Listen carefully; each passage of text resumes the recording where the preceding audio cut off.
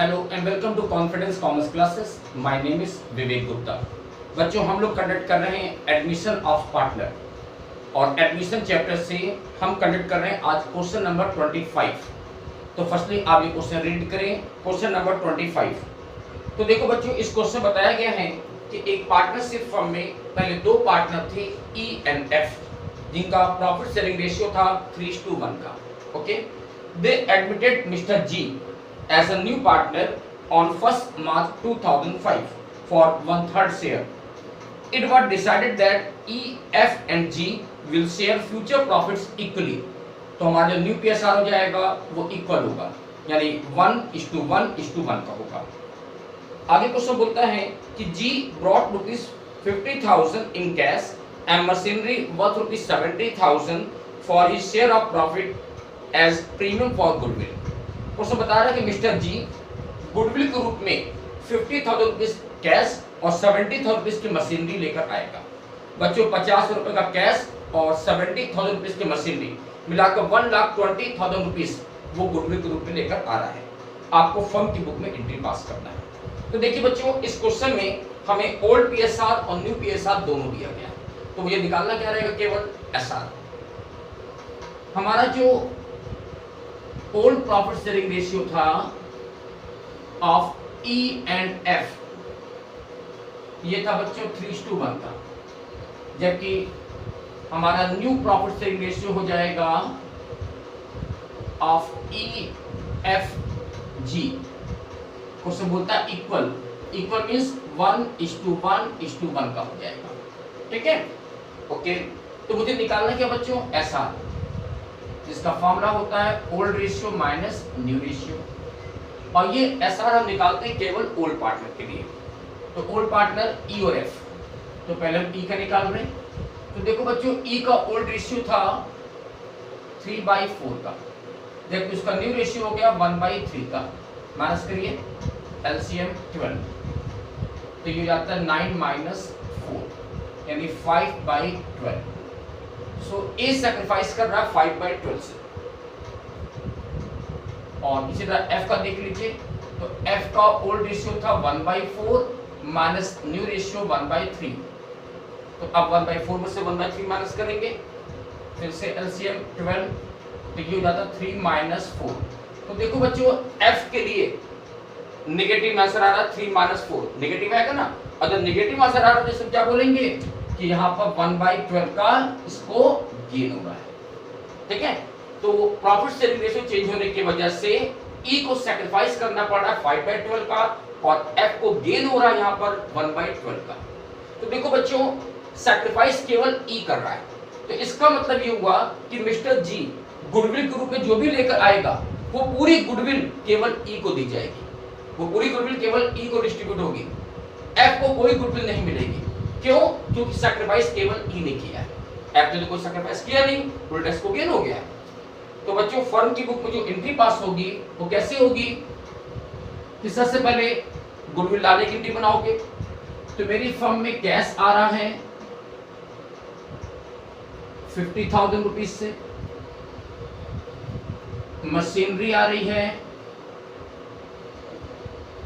70,000 rupees से, to premium for goodwill account 1,20,000 rupees. Okay, so mister G goodwill के रूप में लेकर आया 1,20,000 रुपीज। अब इस 1,20,000 रुपीज के गुडविल के अमाउंट को हम लोग क्या करते हैं, ओल्ड पार्टनर में डिस्ट्रीब्यूट कर देते हैं। बट ध्यान देखो, सैक्रिफाइस केवल E ने किया था, तो ये गुडविल केवल E को डिस्ट्रीब्यूट होगी बस। तो मेरी डिस्ट्रीब्यूट करने के लिए एंट्री पास होगी कि premium for goodwill account debit to E's capital account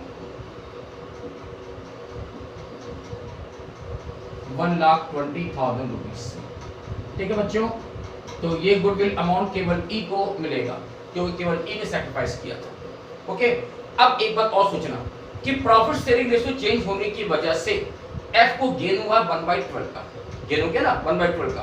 तो यहाँ पर मुझे एडजस्टमेंट एंट्री भी पास करनी पड़ेगी, और ये एडजस्टमेंट क्या होती है कि gaining partner account debit to sacrificing partner account. जब भी पीएसआर चेंज होने की वजह से किसी पार्टनर को गेन हो रहा है और दूसरे पार्टनर को सैक्रिफाइस करना पड़ रहा है, तो वहां पे ये एडजस्टमेंट ही पास होती है कि gaining partner account debit to sacrificing partner account. तो देखो गेन कौन कर रहा है? एफ। तो एफ का कैपिटल अकाउंट डेबिट करोगे, F capital account debit to sacrifice कौन कर रहा था? ई, तो to E's capital account. Okay, अब कितने अमाउंट से करेंगे एंट्री, कितने अमाउंट से करेंगे? तो उसके लिए एक बना रहे वर्किंग नोट। और समझना बच्चों इस वर्किंग नोट को, देखो क्वेश्चन बताया गया कि नया पार्टनर जो जी आ रहा है उसका प्रॉफिट में शेयर है 1/3 का, 1/3 का, और अपने को 1/3 शेयर के लिए गुडविल लेकर कितना आया है? 1,20,000। सुनता बच्चों, मिस्टर जी 1/3 पोर्शन के लिए गुडविल लेकर आ रहा है 1,20,000। तो हम बता सकते हैं पूरी फर्म की गुडविल कितनी होगी, पूरी फर्म की गुडविल का वैल्यूएशन कितना होगा? सोचिए, मिस्टर जी 1/3 पोर्शन के लिए गुडविल लेकर आए हैं 1,20,000, तो पूरे वन पार्ट के लिए, पूरी फर्म के लिए गुडविल अमाउंट कितना होगा? तो ये आ जाता है 1,20,000 इंटू 3/1, दैट मीन ये हो जाएगा 3,60,000। तो ये क्या आ गया? पूरी फर्म की गुडविल 3,60,000 रुपीस की होती है। तो अब देखो मिस्टर एफ जो गेन कर रहे हैं वो 1/12 पोर्शन से कर रहे हैं, तो 1/12 पोर्शन के लिए गुडविल अमाउंट कितना होगा? तो 3,60,000 रुपीस को कर दीजिए 1/12, अधिकारी कितना आता है? तो बच्चों ये अमाउंट आपका आएगा 30,000। ठीक है, तो हमारी ये जो एडजस्टमेंट पास होगी वो 30,000 रुपीस से होगी। क्या ये बात हमको समझ में आएगी? फिर से देख लीजिए कि मिस्टर जी 1/3 पोर्शन के लिए गुडविल लेकर आ रहे थे 1,20,000 रुपीस का, तो पूरी फर्म की गुडविल पहले हमने निकाला, कितनी आ गई? 3,60,000 पूरी फर्म की। तो मिस्टर एफ ने गेन किया 1/12 पोर्शन के लिए, तो 1/12 पोर्शन के लिए गुडविल अमाउंट कितना होता है? 30,000 रुपीस का। तो मेरी जो एडजस्टमेंट पास होगी वो 30,000 रुपीस से पास होगी। ओके, इतनी बात समझ आ गई? अब समझिए बच्चों, हम चाहें तो जैसे हमने पिछले क्वेश्चन में किया था वैसे इस क्वेश्चन में भी सेकंड और थर्ड के लिए कंबाइंड एंट्री पास कर सकते हैं, सेकंड और थर्ड के लिए कंबाइंड एंट्री कर सकते हैं। आप चाहो तो सेपरेट रहने दो, कोई प्रॉब्लम नहीं है, लेकिन आप चाहो तो इनकी कंबाइंड एंट्री भी पास कर सकते हैं। तो अगर मैं इनकी कंबाइंड एंट्री पास करना चाहता हूं तो देखो कंबाइंड एंट्री क्या होगी हमारी कि premium for goodwill account debit 1,20,000 rupees से।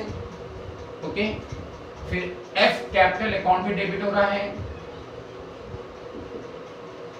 F capital account debit 30,000 rupees से।